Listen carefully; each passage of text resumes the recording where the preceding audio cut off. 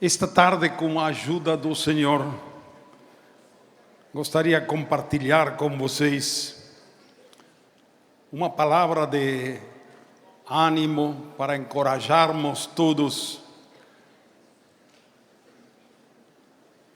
a estar comprometidos com a obra do Senhor.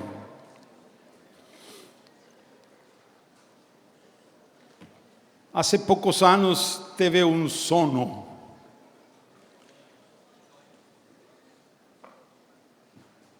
Eu não sabia que pregar aquele domingo. E no sono veio os quadros de Atos dos Apóstolos como um filme. Capítulo 2, o que aconteceu capítulo 3, 4... E mudava aquele quadro, e vendo tudo aquilo que está narrado nesse livro de Atos, ouvia uma voz que dizia em cada quadro: os imparáveis. Eu gostaria de compartilhar a palavra que me inspirou aquele sono. Logicamente, tudo está em Atos, nos capítulos que temos lá em nossas Bíblias. 50 dias depois da Páscoa, é celebrada em Israel a festa de Pentecostes, ou a festa dos primeiros frutos, chamado as primícias. O primeiro Pentecostes, depois da ressurreição de Cristo, um domingo, às 9h da manhã, em Jerusalém, um apito tocou e o jogo começou.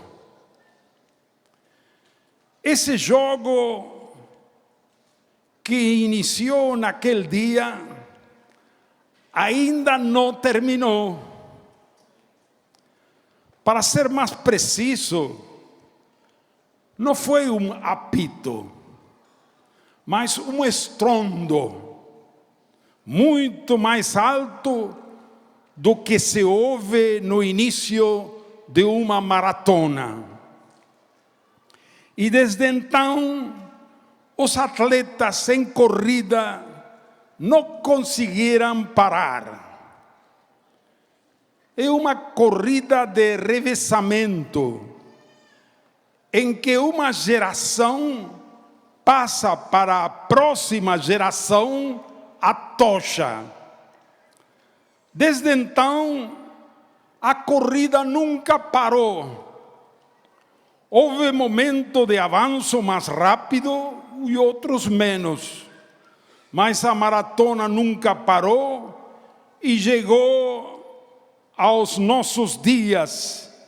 E continuará até que todos os inimigos do Senhor sejam colocados sob seus pés.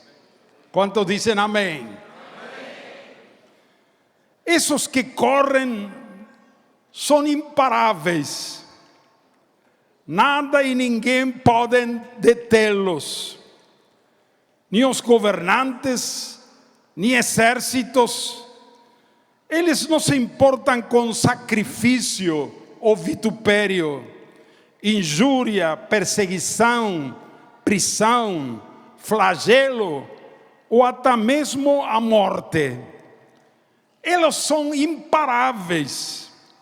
Eles têm um fogo, uma força interior, uma paixão por Deus, um amor pelos perdidos, que estão dispostos a fazer qualquer coisa para alcançar o objetivo que é a salvação dos homens e a transformação das nações.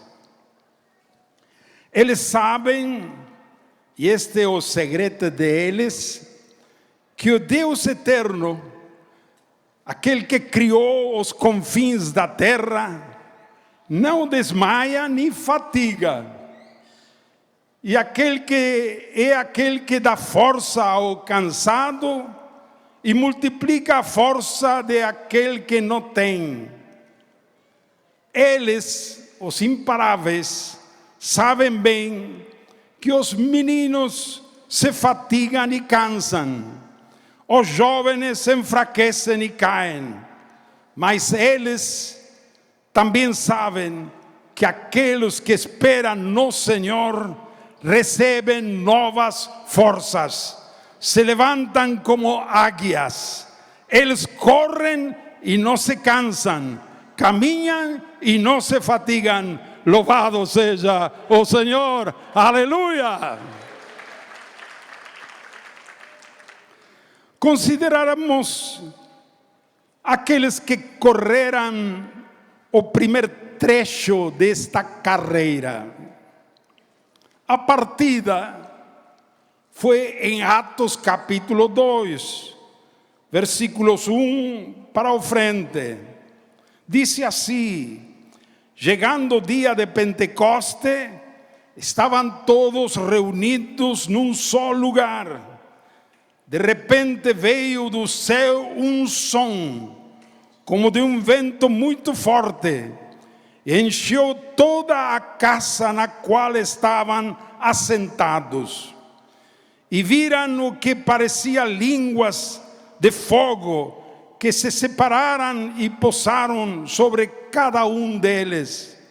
Todos ficaram cheios do Espírito Santo e começaram a falar noutras línguas, conforme o Espírito os capacitava. Havia em Jerusalém judeus, tementes a Deus, vindos de todas as nações do mundo. Ouvindo-se o som, ajuntou-se uma multidão que ficou perplexa, pois cada um os ouvia falar em sua própria língua. A primeira coisa que o Espírito Santo fez foi tirar a igreja, cerca de 120, da sala onde eles estavam reunidos por 10 dias e lançar a eles para a rua e colocá-los no meio da multidão. Diante de aquelas milhares de pessoas, Pedro, cheio do Espírito, dá uma mensagem corajosa e reveladora, proclamando que aquele Jesus que 53 dias atrás haviam crucificado pela mão dos romanos, Deus o havia ressuscitado e exaltado, declarando-lhe Senhor e Cristo. Naquele dia, cerca de 3.000 pessoas se arrependeram, foram batizadas e acrescentadas à comunidade de discípulos de Jesus. Em Atos capítulo 2, versículo 42 diz: eles se dedicavam ao ensino dos apóstolos e à comunhão, ao partimento do pão e as orações. Versículo 46, todos os dias continuavam a reunir-se no pátio do templo, partiam o pão em suas casas e juntos participavam das refeições com alegria e sinceridade de coração, louvando a Deus e tendo a simpatia de todo o povo. E o Senhor lhes acrescentava diariamente os que iam sendo salvos. Aleluia! Foi assim que esta maratona começou. e desde então nada nem ninguém conseguiu pará-los. Atos capítulo 3 e 4, Pedro e João encontram-se à porta do templo com um homem com mais de 40 anos de idade, com paralisia nas pernas desde o nascimento, pedindo-lhe esmola. Pedro disse: eu não tenho prata nem ouro, mas o que tenho te dou. Em nome de Jesus Cristo de Nazaré, levante-se e ande. E tomando-o pela mão direita, ele o pegou, e pulando ele se levantou e andou. E ele entrou com eles no templo, andando e saltando e louvando a Deus. Uma grande multidão se reuniu para ver o milagre, já que era um homem conhecido por todos. Mais uma vez, Pedro prega a Cristo e mais de 5.000 homens se convertem esse dia. Então ocorre o primeiro encarceramento de Pedro e João. O sacerdote vem com o chefe da guarda do templo e os saduceus, e eles os pegam e os colocam na cadeia. No dia seguinte, os governantes, os anciãos, o sumo sacerdote Anás, Caifás, João, Alexandre e todos os que eram da família dos sumos sacerdotes se reuniram para interrogar a Pedro e João. Com que autoridade ou em nome de quem vocês fizeram isso? Pedro, cheio do Espírito, responde: em nome de Jesus Cristo, o Nazareno, a quem vós crucificasteis e a quem Deus ressuscitou, este homem está curado. Eles os ameaçam e ordenam que eles não falem mais de Jesus Cristo. Mas os dois apóstolos lhes dizem: pois nós não podemos deixar de falar das coisas que vimos e ouvimos. Estes são imparáveis, aleluia. Acontece um segundo Pentecostes, em Atos 4 está registrado.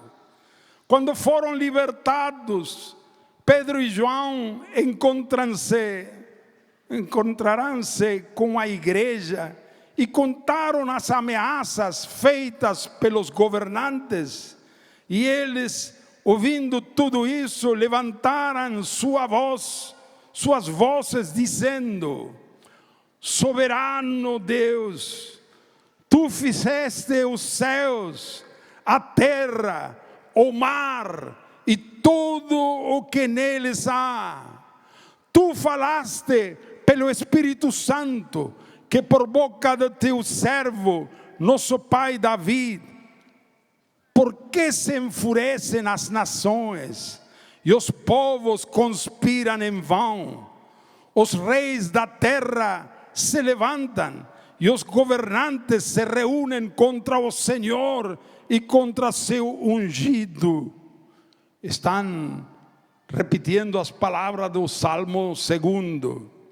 De fato, continuam na oração.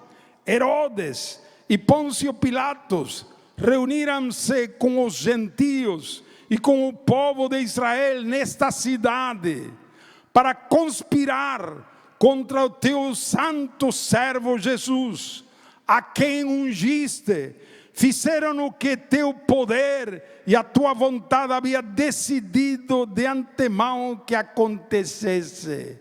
Agora, Senhor, considera as ameaças deles e capacita os teus servos para anunciarem a tua palavra corajosamente, estende a tua mão para curar e realizar sinais e maravilhas por meio do nome de teu santo servo Jesus. Depois de orarem, tremeu o lugar em que estavam reunidos. Todos ficaram cheios do Espírito Santo e anunciavam corajosamente a palavra do Senhor. Os imparáveis. Amém? Fala alto comigo. Os imparáveis. Fala com tu companheiro. Os imparáveis. Aleluia. Atos 5, versículo 12 para frente. Os apóstolos realizavam muitas sinais e maravilhas entre o povo. Todos os que creram costumavam reunir-se no pórtico de Salomão. Dos demais, ninguém ousava juntar-se a eles, embora o povo os tivesse em alto conceito. Em número cada vez maior, homens e mulheres criam no Senhor.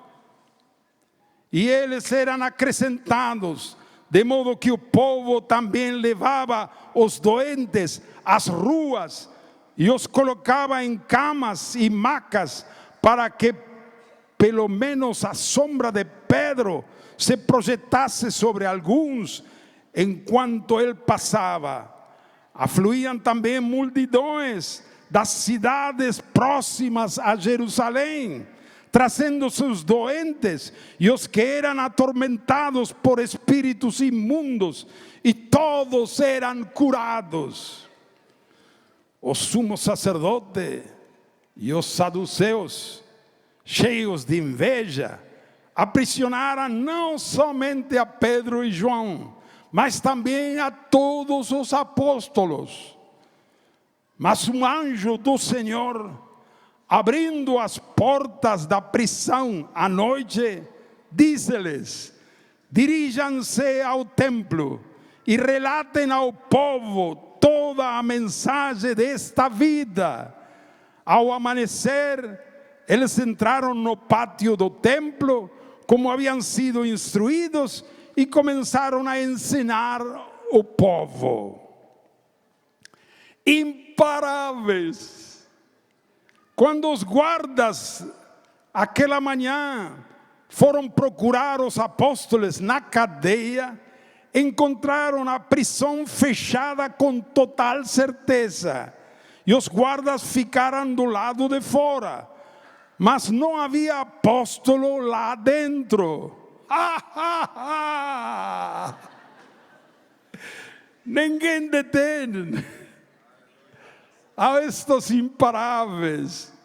Eles relataram isso ao sumo sacerdote e ao conselho reunido, e ficaram os governantes e sacerdotes perplexos. Eles levaram os apóstolos ao conselho e disseram-lhe: demos ordens expressas a vocês para que não ensinassem nesse nome. Todavia vocês encheram Jerusalém com sua doutrina. Aleluia! Que maravilha! Quando nossos governantes dirão de nós: vocês encheram todo Porto Alegre, todo Buenos Aires de sua doutrina. Aleluia!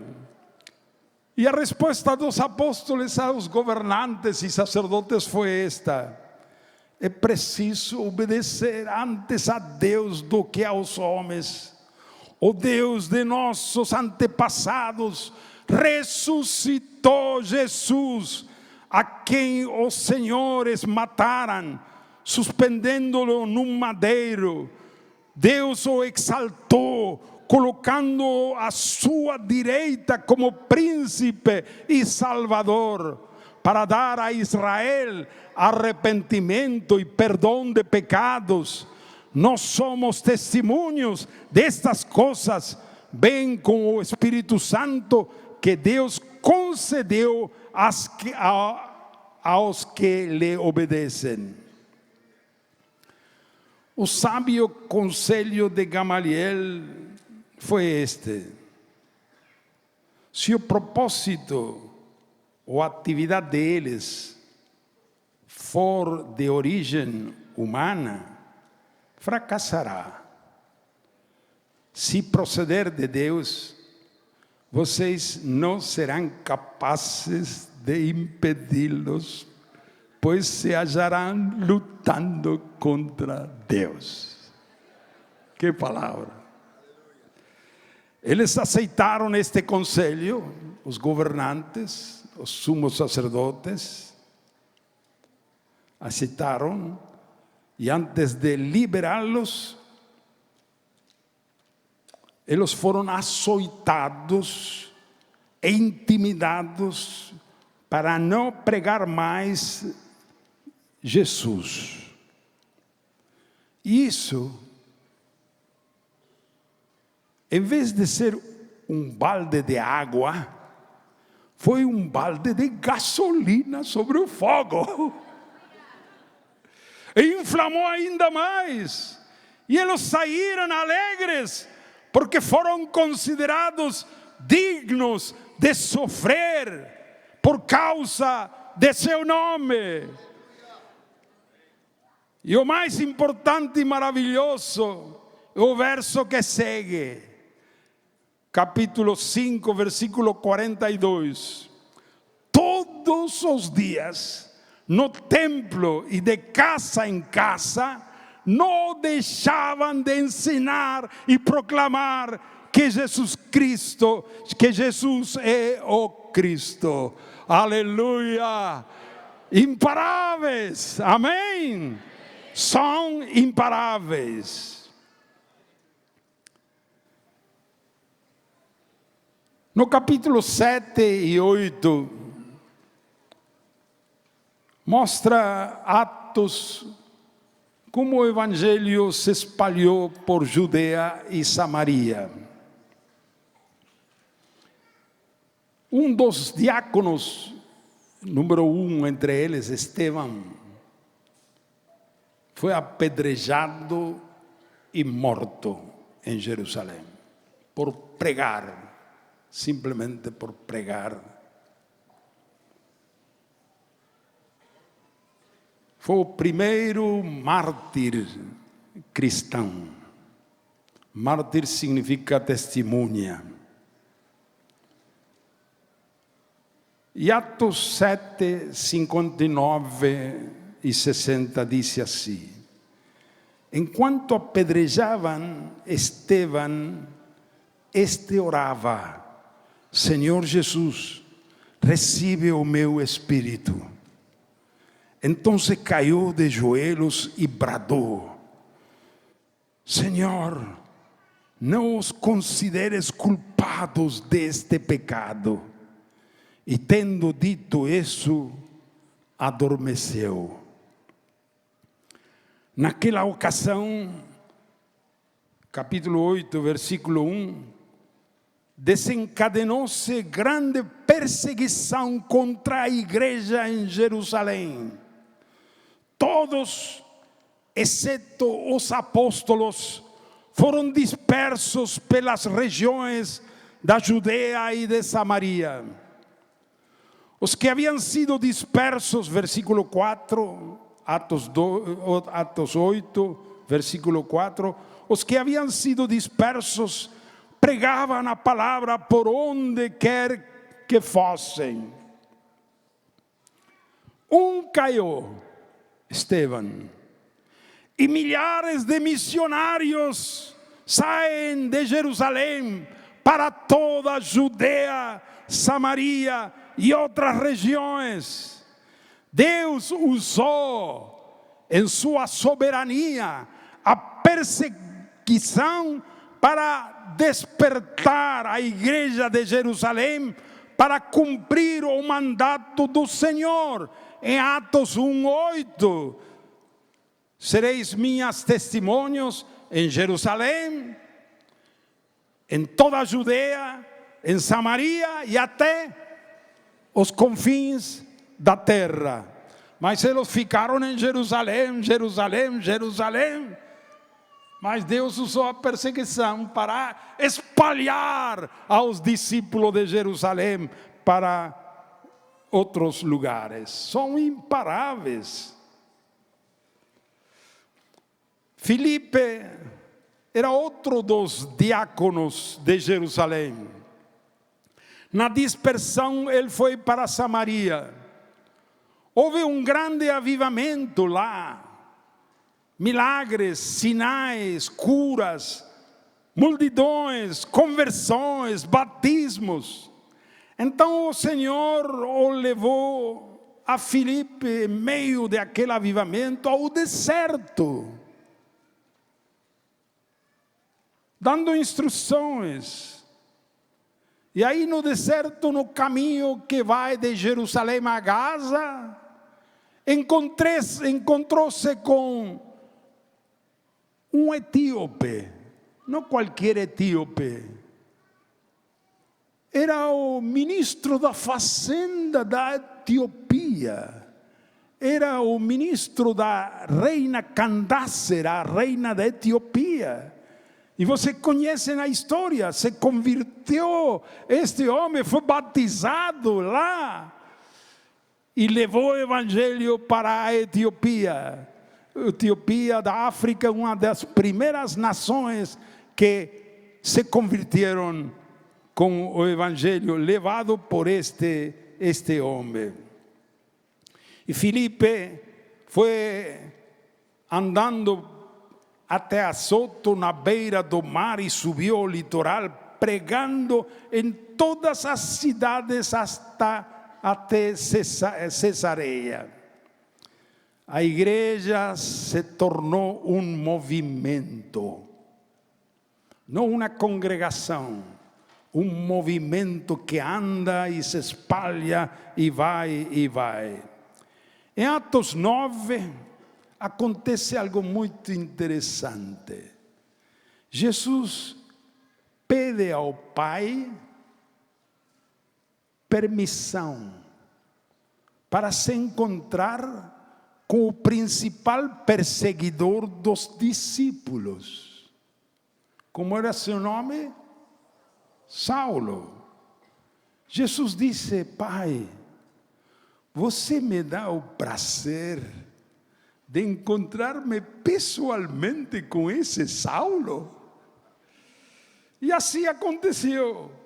Jesus apareceu a Saulo na estrada para Damasco. Depois de 3 dias, o Senhor enviou a Ananias para terminar o trabalho que iniciou mesmo Jesus. Ananias, conhecendo quem era Saulo, no início não quis ir. O Senhor lhe disse: você deve ir, porque este homem é um instrumento escolhido para levar meu nome na presença dos gentios e dos reis e dos filhos de Israel. Porque eu vou lhe mostrar quanto é necessário para ele sofrer por meu nome. Ananias vai, porque este será outro dos imparáveis. E Pablo foi verdadeiramente um homem imparável. Desde o primeiro dia de sua conversão até o final de sua vida, ele nunca parou. Sempre procurou mais e mais e mais levar o evangelho a todas as nações. Em Damasco, iniciou pregando. Foi para perseguir aos cristãos de Damasco, mas se sumou aos discípulos e ele foi o primeiro pregador. Os judeus procuraram matá-lo, E os discípulos de noite o abaixaram pelo muro da cidade e conseguiu Saulo fugir a Jerusalém. Lá ele também falou entusiasticamente sobre Jesus para os judeus. E estes também queriam matá-lo. Os apóstolos, para protegê-lo, levaram-no para Cesareia e de lá o enviaram para Tarso com tiquete de ida, sem retorno. Porque este parece que ultrapassou a todos os outros, pregava ainda nos dias de perseguição. Enviaram para protegê-lo a Tarso. Enquanto isso, já havia igrejas em toda a Judeia. Isso significava em cada cidade, na Galileia e Samaria. E eles eram edificados e cresceram em número, fortalecidos pelo Espírito Santo. Atos 9 mostra que os imparáveis já haviam plantado comunidades de discípulos em Damasco, Lida, Sharon, Jope e outros lugares. Apesar da resistência inicial de Pedro a ir à casa de Cornélio em Cesareia, um italiano militar, Jesus enviou a Pedro, ele não queria ir, mas dobrou o braço dele e finalmente foi. E aí se inaugura a evangelização dos gentios. Às vezes nós, como Pedro, queremos estabelecer limites para a obra de Deus, mas Deus, em sua misericórdia, acaba vencendo nossas resistências e nos torna novamente imparáveis. Em Atos 11, os imparáveis, graças à perseguição, chegaram até a Fenícia, Chipre, Antioquia, mas pregavam apenas aos judeus. Mas alguns dos recém-convertidos de Chipre e Cirene, em seu entusiasmo de novatos, quando chegaram a Antioquia, também pregaram aos gregos. E a mão do Senhor estava com eles. E um grande número de gentios creu e se converteu ao Senhor. Assim começou em Antioquia. Antioquia ou Antioquia? Antioquia. Um grande avivamento entre os gentios. Quando Bernabé chegou a Antioquia de Jerusalém, enviado de Jerusalém, o texto diz: uma grande multidão foi acrescentada ao Senhor. Os imparáveis. Atos 13 e 14. De Antioquia, com Barnabé e Saulo, o evangelho se espalhou para a ilha de Chipre, pregando em Salamina e Pafos. De lá eles retornaram ao continente e anunciaram o evangelho em Antioquia da Pisídia, Icônio, Listra, Derbe e as cidades de Licaônia e região circunvizinha. E eles não tinham um 4x4. Não tinham. Não havia avião, carros, nem sequer um cavalo. Mas, como seja, andando a pé, em barco, com naufrágio, como seja, estes são imparáveis. Amém? Hoje nós temos tantas facilidades. Veja só o estacionamento de aqui, da universidade. ¿Cuántos carros? Amém. ¿De quem é o dono de todos esses carros? Quem? Fala forte. Jesus. Para que deu esse carro? Para você tornar-se um imparável. Não é para passejar. Algumas vezes é a permissão para fazer um passeinho. Mas o propósito é Ele. Amém? Tudo é de Ele, por Ele e para Ele. O carro não é para você, o dinheiro não é para você, sua vida não é para você, seu tempo não é para você. Deus quer tornar-nos como aquelas, uma igreja imparável. Amém? Quando Paulo começou sua segunda viagem apostólica com Silas e Timóteo, o texto diz: assim as igrejas foram confirmadas na fé e aumentaram em número cada dia. O plano dos imparáveis era entrar em todas as cidades, de todas as regiões, segundo a palavra de Jesus, ide por todo o mundo e pregai o evangelho a toda criatura. A quanta?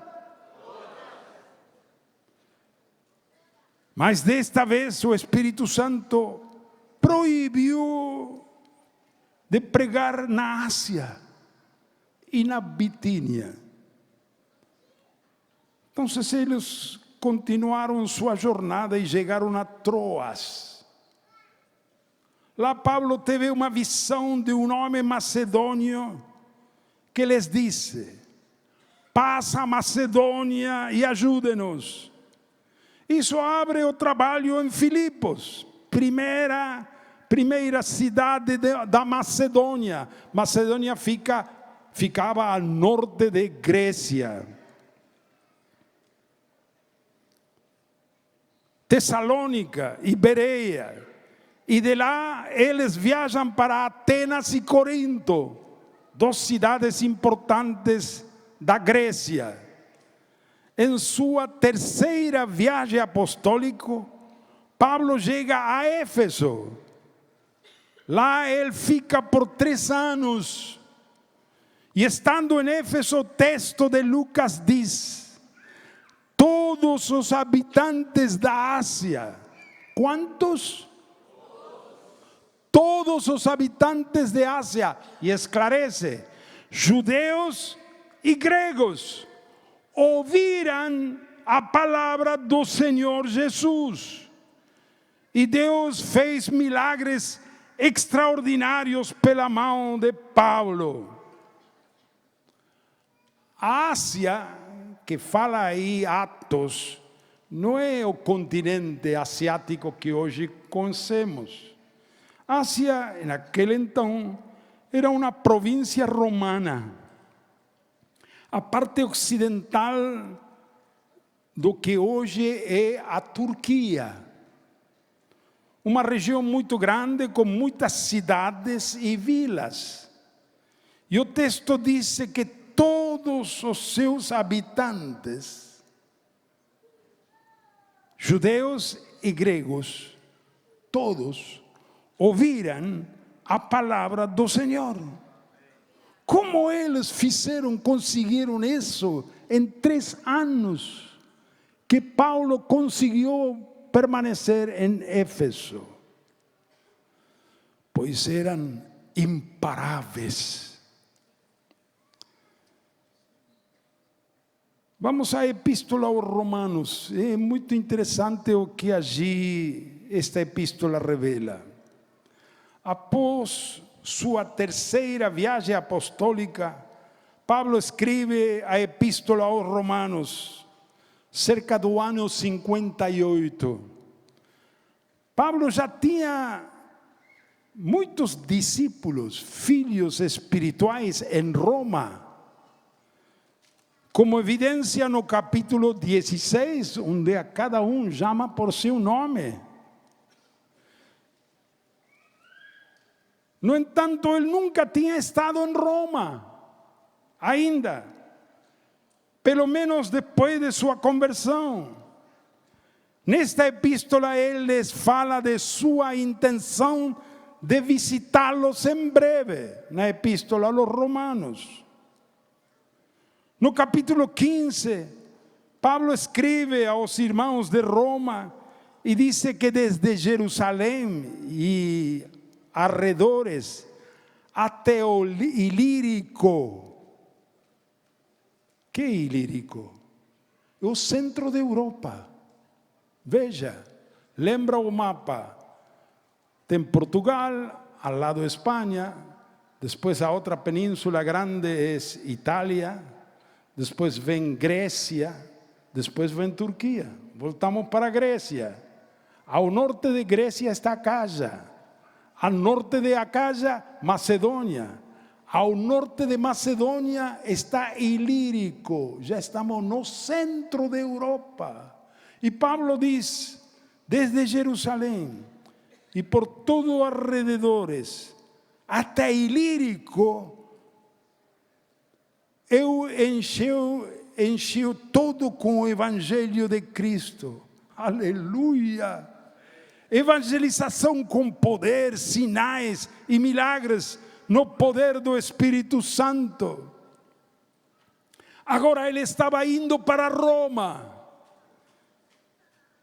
com abundância da bênção do Evangelho. Mas seu propósito não era só ir a Roma, porque em Roma já havia discípulos, contudo ele queria pregar o Evangelho em Roma, como depois fez. Mas disse aos irmãos de Roma, quando vou a vocês, eu quero que vocês me encaminhem para a Espanha. Imparável, ainda não chegou a Roma e já está querendo chegar à Espanha. Louvado seja o Senhor, amém. Verdadeiramente, Pablo foi um homem imparável. Atos, los últimos capítulos 21 até 28, Pablo foi prendido no templo em Jerusalém e foi à cadeia. Como prisioneiro, ele testemunhou perante o povo e perante o Sanedrio. Pablo pregou a governantes, tribunos, ao rei Agripa. Finalmente foi enviado preso a Roma por via marítima, em uma viagem acidentada. Pablo sabia que chegaria a Roma, mas nunca imaginou que iria como prisioneiro. Estes são os 2 últimos versículos do livro de Atos. Por 2 anos inteiros, Pablo permaneceu na casa que havia alugado. Ele tinha prisão domiciliária. E recebia a todos os que iam vê-lo. Pregava o reino de Deus e ensinava respeito do Kyrios Jesus Cristo abertamente e sem impedimento alguno. Imparável, com cadeia, sem cadeia, ele não parava de pregar a Jesus Cristo. Amém? Você está livre ou está encadeado? A ver, levanta tuas mãos. Ninguém tem cadeias, aleluia! Ou tem em seus pés? Não, mova os pés. Você está livre para andar, para caminhar, para obedecer a Jesus. Quando disse, ide, pregai o Evangelho, ide a todo o mundo. Não fica sentado, não fica aprisionado. Você é livre para pregar. Pablo não se importava em estar na prisão ou em uma fortaleza. em Jerusalém ou em Roma, livre ou encadeado, em um barco ou em terra seca, em qualquer lugar e circunstância, sua paixão era pregar o reino de Deus e ensinar sobre o Senhor Jesus Cristo. Aleluia. Amém.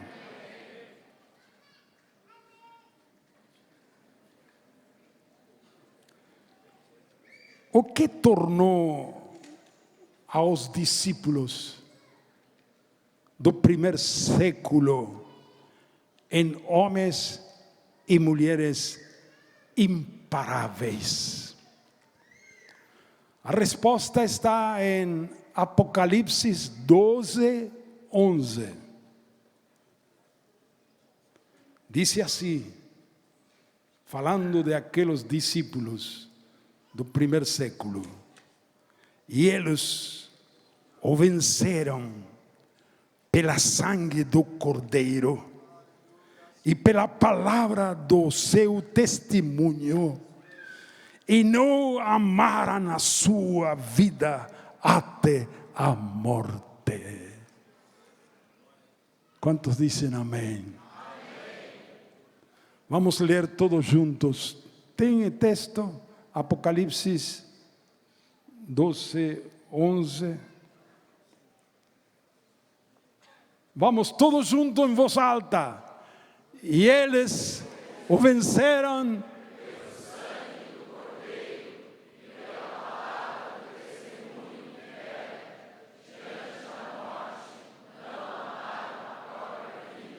Amém? Aqui diz eles. Agora nós vamos a mudar. E vamos a colocar nós. Amém? Inspira-te agora com o Espírito Santo. E muda essa palavra e coloca nós.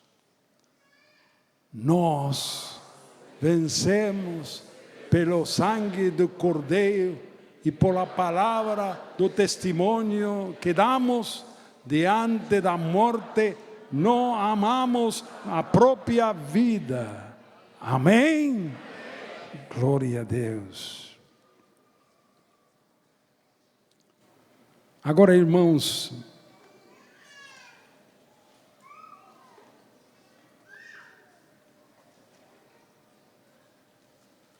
passaram séculos. Seria muito longo falar tudo o que aconteceu em 20 séculos. Agora estamos no século 21. Deus, sabendo o que viria no século 21, nestas nações do mundo, na América Latina e no mundo, visitou sua igreja no século 20, derramando o seu Espírito Santo e revelando verdades antigas de sua palavra eterna. Deus antecipou e nos deu as ferramentas certas para a luta que teríamos que enfrentar. Muitos de nós, idosos, somos testemunhas, pois vimos como a cultura cristã de Ocidente e os valores morais foram perdidos na sociedade. Primeiro o divórcio, sexo livre, drogas, a corrupção, a legalização do aborto. O que poderíamos fazer hoje sem conhecer o Evangelho do Reino, sem discipulado, sem a didaquê dos apóstolos, sem o batismo do Espírito Santo, sem os ensinamentos claros sobre a família, casamento, paternidade, virtudes e valores de caráter, a cultura de trabalho. É uma sociedade cada vez mais secularizada. Como podemos evangelizar e avançar sem a unção e o poder do Espírito Santo, sem os dons do Espírito, sem milagres e prodígios?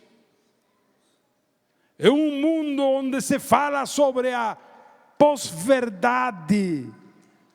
Com que armas podemos lutar sem ter clareza sobre o querigma apostólico e de suas verdades eternas? É uma geração onde há tanto hedonismo, materialismo. Como avançar com uma igreja morna, passiva, mundanizada, dormindo nos braços do conforto e de tanto lazer e entretenimento moderno? E pior, com uma igreja complacente, permissiva e contaminada. Mas, aleluia, Deus nos visitou. No século XX se antecipou, porque Ele sabia o que viria no século XXI. E nos preparou, nos equipou, nos ungiu, nos deu armas adequadas para esta hora. O irmão Vittorio Fiorese, um profeta de Deus italiano, nos pregou por aqueles anos da pandemia e deu este mensagem, dos troços de mensagem vou poner. Disse ele: a igreja possui algo único, uma riqueza que nenhuma outra organização no mundo possui, porque a igreja é a guardiã da palavra de Deus, que não é uma filosofia ou uma ideologia abstrata. Não se trata de normas ou regras religiosas, mas de uma verdade viva que pode transformar radicalmente a vida das pessoas e das nações entre as quais vivemos. E em outra parte ele disse assim: o mundo pode ser influenciado e transformado pelo poder da palavra de Deus, porque quando uma pessoa muda, em pequena medida o mundo muda. Amém? Queridos irmãos, é nossa grande responsabilidade como igreja abraçar o desafio histórico de nosso tempo.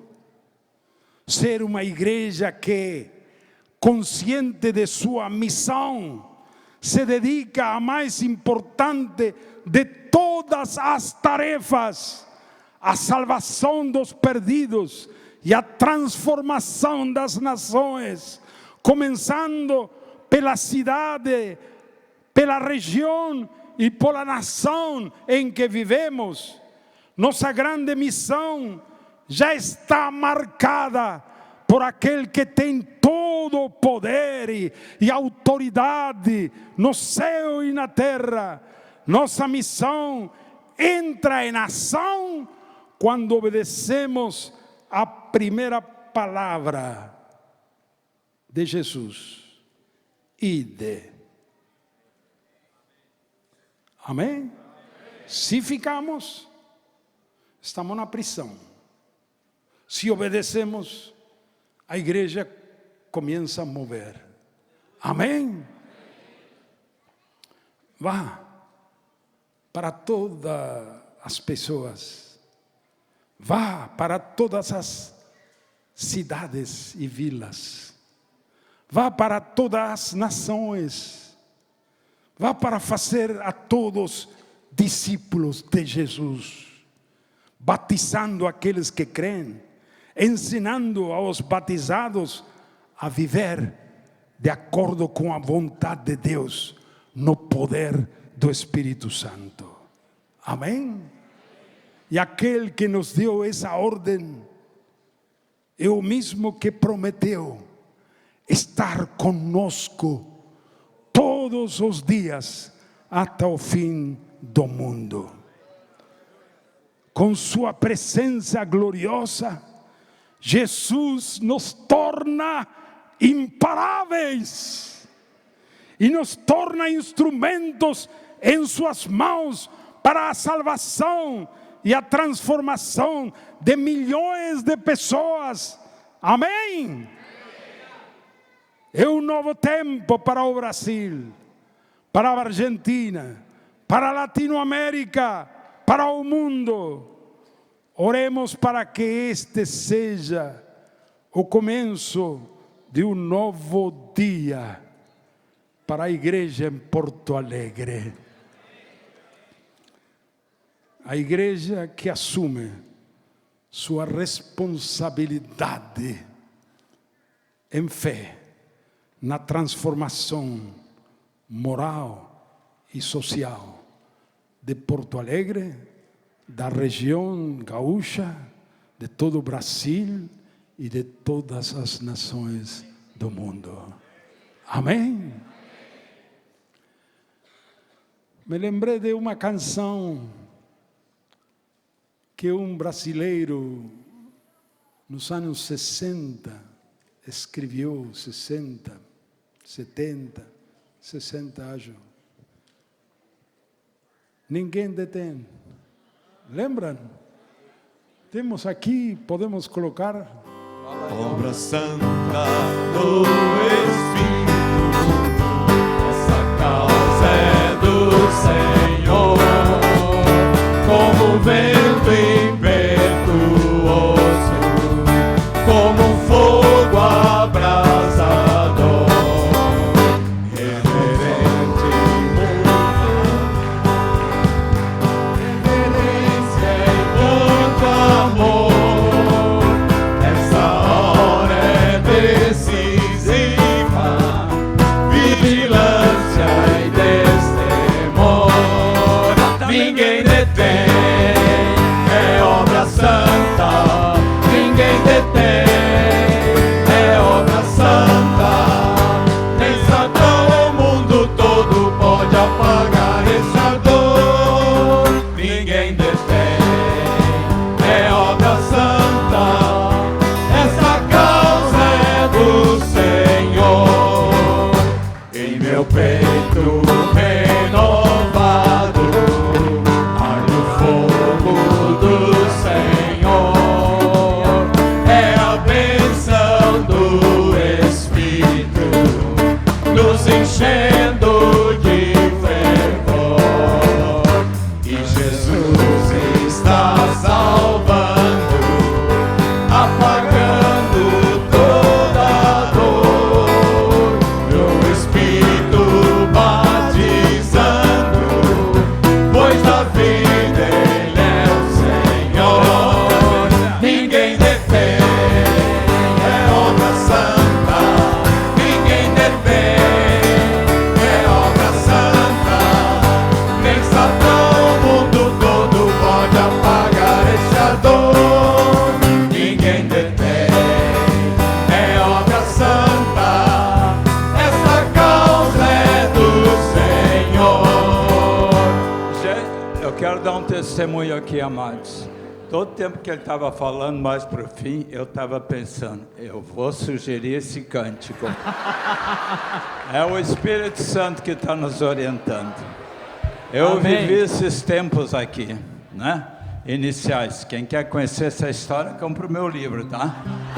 Que ali eu conto tudo isso aí, não é?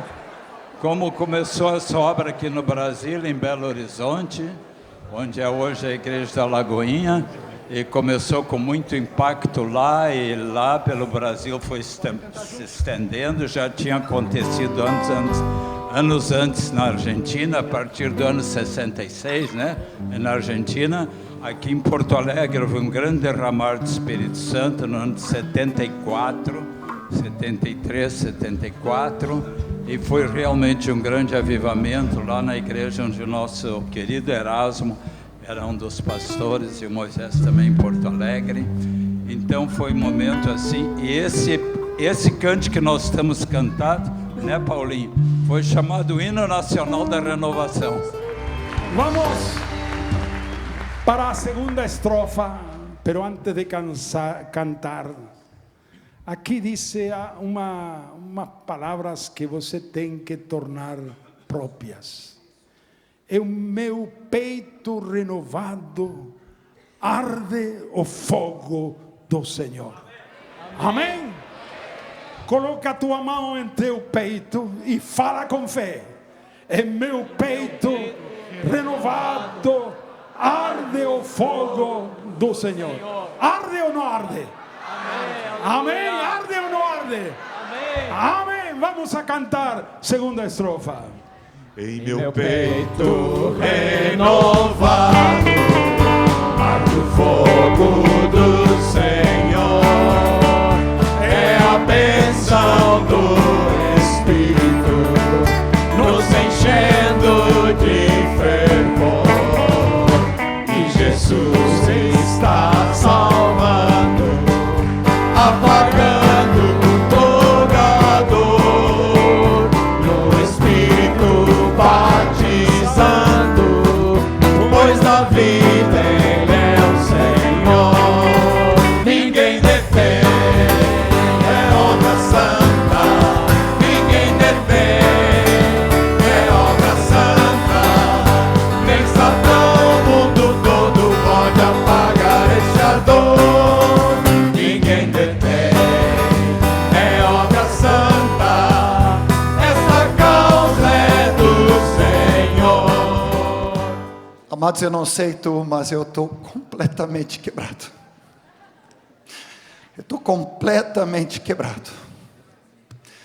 E eu creio que, por mais empolgante dessa melodia, dessa música, e é do Espírito, mas me parece que nós precisamos ter um momento de profunda entrega diante do Senhor, para sermos daqui para frente homens e mulheres imparáveis.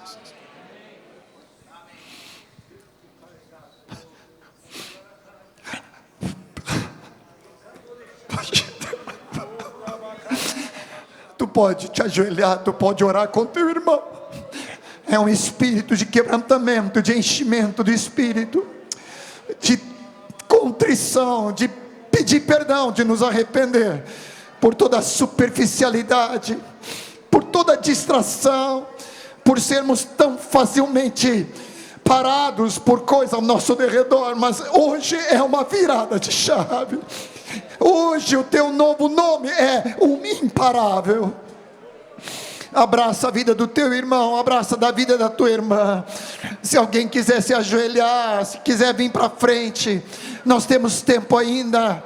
Esse encontro, esse congresso é para que haja uma mudança em nossas vidas. Começa a clamar, assim como o Chico está orando ali, assim como eu estou ouvindo vozes de clamor e de súplicas. Derrama teu coração, derrama teu espírito, consagra a tua vida ao Senhor, em nome do Senhor Jesus.